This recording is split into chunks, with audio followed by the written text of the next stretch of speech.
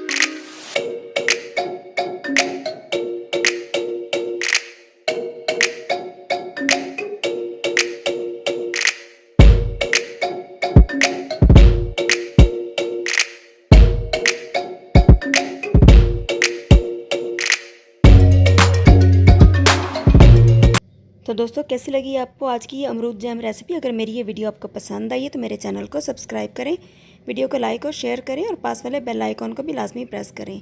अगली वीडियो तक के लिए आपसे इजाज़त चाहूँगी। मिलते हैं किसी और नई अच्छी रेसिपी के साथ। दुआ में बहुत याद रखिएगा। तब तक के लिए अल्लाह हाफिज़।